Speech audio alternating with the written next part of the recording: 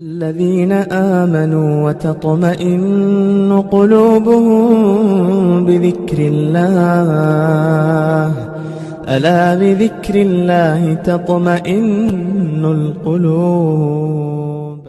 چند سال پہلے میں نے ایک واقعہ پڑھا تھا لاہور کا کہ ایک بارات آئی اور نکاح سے پہلے دلہن نے عارس نے کہا کہ میں نوشہ جو ہیں میں ان کو دیکھنا چاہتی ہوں کیسے. لوگوں نے کہا بھئی یہ تو رشتہ پہلے سے ہو رہا تھا، اس پہ دیکھنے دکھانے کی بات کیا ہے. لیکن لڑکی نے نہیں مانا. بہرحال لڑکے کو اندر بھیجا گیا تو لڑکی نے بات چیت کی اور کہا کہ دیکھو آپ بہت خوبصورت ہیں، ماشاءاللہ بہت ہینڈسم ہیں، لیکن یہ کیا ہے، یہ آپ نے تنکے سے رکھ لیے، گھاس اگا لیے، آپ نے داڑھی کو یہ کیا رکھ دیا ہے، اس کو آپ صاف کر لو تو میں آپ سے نکاح کرا لیتی. اب نوجوان ہکا بکا رہ گیا، ارے بھائی ابھی تو نکاح ہونے والا ہے اور داڑھی تو میں پہلے سے رکھتا ہوں. اس نے کہا بھائی یہ بات تو آپ کو پہلے بتانی چاہیے، میں تو داڑھی پہلے ہی سے رکھتا ہوں. اب آپ کس وقت مطالبہ کر رہی ہیں جب نکاح ہونے کے لیے تیار ہے تو آپ یہ کہہ رہی ہیں کہ داڑھی منڈوا لو. میں تو یہ نہیں کر سکتا. آپ ناراض ہو جائیں تو ہو جائیں، لیکن میں اللہ اور اس کے رسول کو ناراض نہیں کروں. یہ کہہ کر وہ اٹھ گئے، باہر آ گئے. بیٹے آج میری بیٹی کے کہنے پر تم داڑھی منڈوا دو، جب تمہارا نکاح ہو جائے گا پھر دیکھ لینا، اس میں کیا بات ہے. یہ تو بات آتے ہی رہتے ہیں، یہ تھوڑا ہی کہ بھائی ایک بار آ گئے تو ختم ہو جاتے ہیں. تو لڑکے نے کہا اچھا ٹھیک ہے آپ بیٹھو، میں آیا. ابھی انہوں نے سمجھا کہ یہ حجام کی دکان پر گئے ہیں بال کٹوانے کے لیے، داڑھی منڈوانے کے لیے. انہوں نے جو ہے ٹکٹ لیا اپنا اور کراچی چلے. اب کراچی جائے، وہاں گئے تو کوئی اپنا نہیں، بڑے پریشان. ایک مسجد میں جا کر ٹھہر گئے، رات میں ٹھہرے رہے اور اللہ سے دعا کرے اے اللہ میں نے آپ کے نبی کی سنت کو زندہ رکھنے کے لیے شادی جیسی اہم چیز کو میں نے ترک کر دیا. میرے والدین کی بھی بے عزتی ہوئی ہوگی، جو بارات کے لوگ آئے ہوں گے ان کی بھی بے عزتی ہوئی ہوگی، جی لڑکی والی کی بھی بے عزتی ہوئی ہوگی، لیکن میں کیا کروں، میں آپ کو راضی رکھنا چاہتا ہوں. میری لاج رکھ لیں اور مجھے صحیح راستہ دکھا دیں. تو یہ رات میں اپنا مسجد میں رہے. عشاء کی نماز کے بعد ایک صاحب آئے، انہوں نے کہا کہ مسافر معلوم ہوتے ہو کہ جی ہاں، کہ میں کھانا لا کر دے رہا ہوں. تو یہ گئے اور کچھ کھانا وانا دیا، سو گئے. اب سردی بہت زیادہ، اتنی زیادہ سردی کہ کپڑا کچھ ہے. تو جو صف تھی وہاں پر، جیسی عام طور پر ہمارے یہاں سب جگہ بچتی ہے، اس صف کو جو ہے ایسے کیا اور اس کو جو ہے لپیٹ کر اپنے اوپر اور سو گئے. اس محلے کے اندر ایک بہت مالدار آدمی رہا کرتے تھے، بڑے نیک انسان تھے. ان کو نبی کریم صلی اللہ علیہ وسلم کی بشارت ہوئی.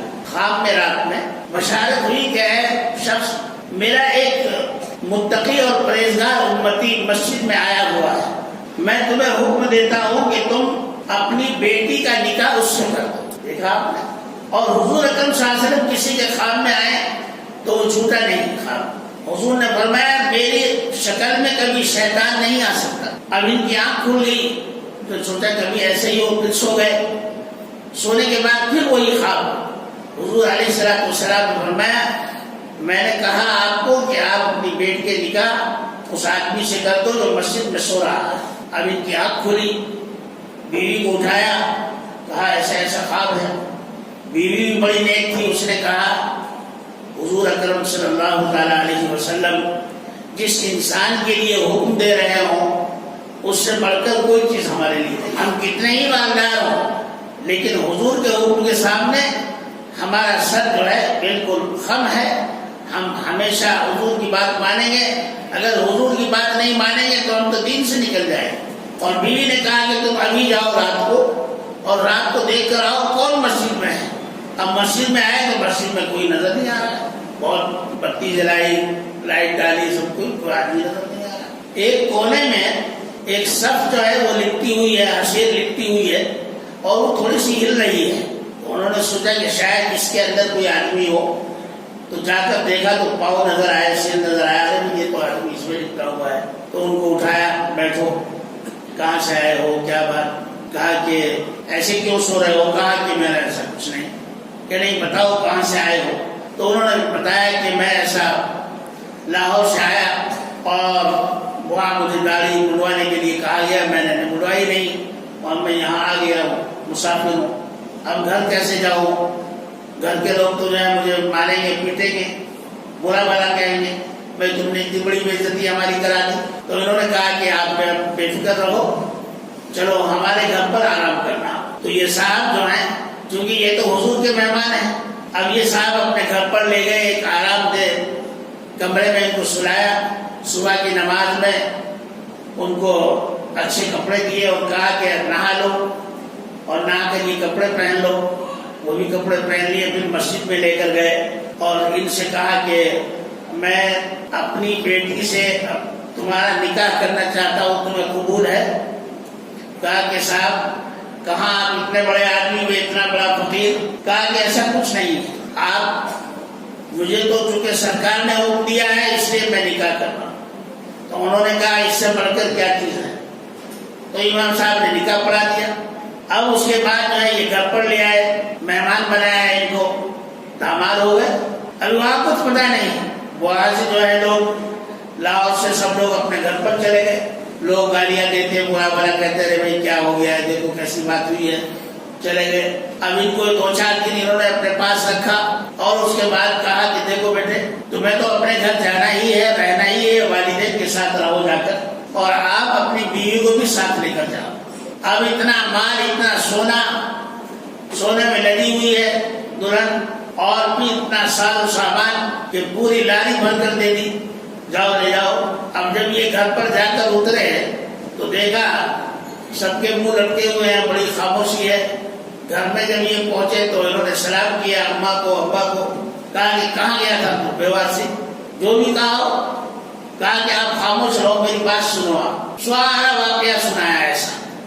حضور اکرم صلی اللہ علیہ وسلم نے یہ شادی کرائی ہے، سب محلے والے جمع ہو گئے، گاؤں والے جمع ہو گئے، ابھی کیا بات؟ کہا کہ صرف اس بات پر کہ داڑھی میں نہیں بلوا سکتا، میں داڑھی ضرور رکھوں گا، اس بات پر جو ہے ایک مالدار آدمی کو حکم دیا کہ تم اپنی بیٹی کی شادی اس داڑھی والے سے، نوجوان سے کرو۔